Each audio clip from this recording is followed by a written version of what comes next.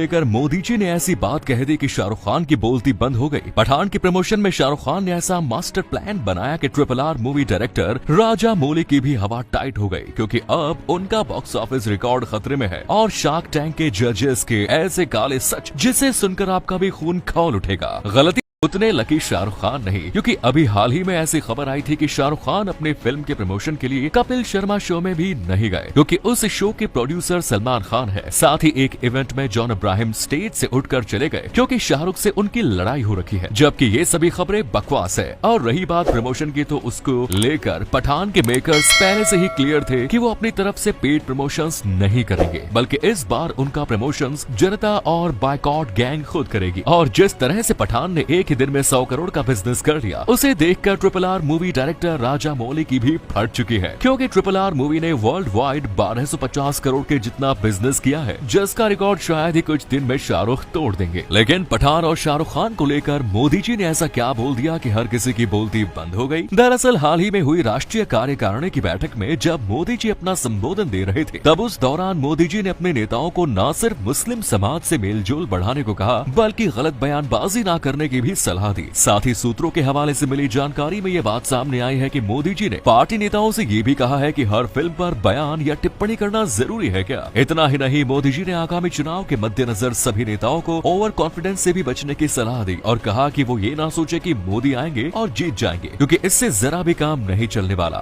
लेकिन खुद लॉस में रहकर दूसरों को बिजनेस का ज्ञान देना शार्क टैंक में जरूर चलता है, क्योंकि विनीता सिंह की कंपनी सुगर कॉस्मेटिक्स को 2022 में करीब 75 करोड़ का घाटा लगा, जो उसके पहले के साल के घाटे से लगभग 3 गुना ज्यादा था। और ये घाटा तब हुआ है जब उनकी कंपनी की एडवर्टीजमेंट और प्रमोशन एक्सपेंसेस लगभग 3 गुना बढ़ चुके हैं। अश्नीर ग्रोवर की पत्नी को फाइनेंशियल इरेगुलरिटीज की वजह से कंपनी से बाहर किया गया था। साथ ही उसके बाद जनाब खुद इसलिए इस्तीफा दे दिए क्योंकि पत्नी के बाद फाइनेंशियल ऑडिट में इनकी भी पोल खुलने वाली थी। और अब तो सुनने में आया है कि अश्नीर को अपने भारत पे के शेयर से भी हाथ धोना पड़ सकता है। अश्नीर को नौकरी से निकालने से पहले भारत पे 3000 करोड़ लॉस में था, जबकि वैल्यूएशन के सपने देख रहा था $4 बिलियन के। पीयूष बंसल का हाल भी कुछ ऐसा ही है, क्योंकि उनकी लेंसकार्ट सालों से प्रॉफिट के बिना चल रही है। साथ ही 4 बिलियन की वैल्यूएशन के बाद भी पिछले साल कंपनी को 100 करोड़ का घाटा हुआ। नमिता थापर भी उन लोगों को जज करने में लगे हैं जो पहली बार बिजनेस करने का सपना देख रहे हैं, जबकि एमक्योर फार्मा को उनके पिताजी ने शुरू किया था, जो आज भी कंपनी के सीईओ है। अनुपम मित्तल जो शादी.com, मकान.com और मौज मोबाइल के ब्रांड्स बनाए, उनमें से केवल शादी.com को छोड़कर बाकी सबकी हवा निकल चुकी है। और फिर इनके द्वारा शादी.com के फाइनेंस भी पब्लिकली कोई नहीं जानता। गजल अलग की मामा अर्थ का एग्जाम्पल ले लीजिए, जिसने 2022 में 14 करोड़ का प्रॉफिट कमाया, जबकि इसके पहले 2020 और 21 में मिलाकर इनकी कंपनी को 2000 करोड़ का घाटा हुआ। मगर तब भी कंपनी 24,000 करोड़ कीमत के शेयर्स आम जनता में बांटना चाहते हैं। सीजन 2 में नए शार्क अमित जैन की कंपनी 2022 में 250 करोड़ के घाटे में थी, क्योंकि गाड़ी वाली कंपनीज की फिलहाल तगड़ी ब्रांड बजी हुई है। इनकी एजुकेशनल क्वालिफिकेशंस को देखें तो बोर्ड के फाउंडर अमन गुप्ता कॉमर्स से ग्रेजुएट है, साथ ही उन्होंने MBA भी किया है। नमिता थापड़ की बात करें तो उन्होंने भी MBA किया है। लेंसकार्ट के फाउंडर पीयूष बंसल भी एजुकेशनल क्वालिफिकेशंस के मामले में किसी से कम नहीं, क्योंकि उन्होंने कनाडा की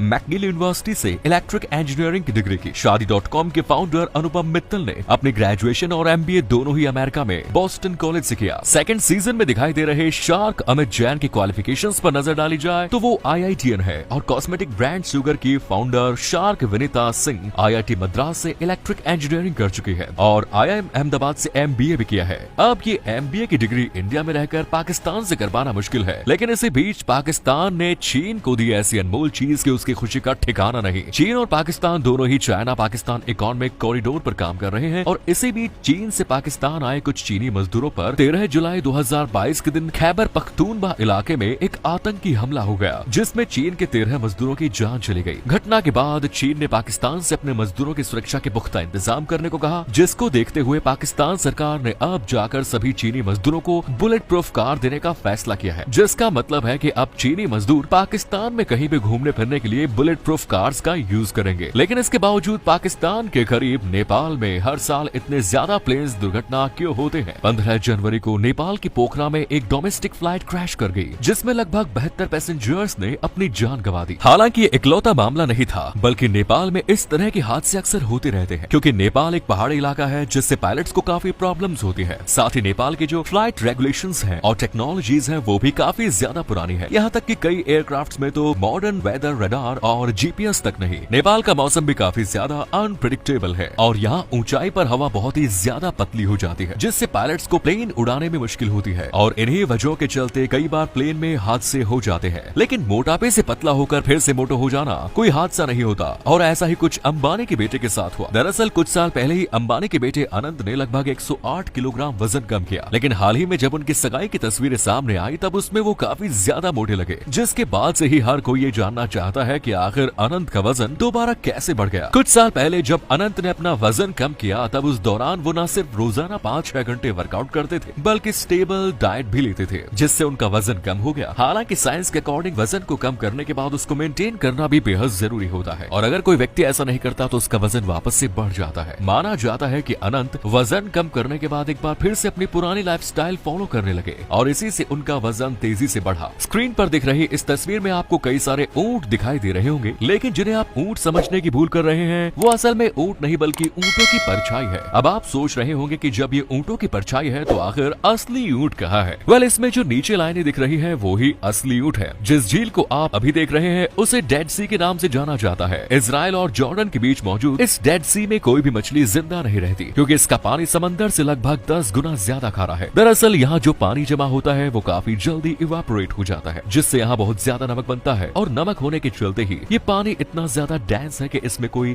डूबता है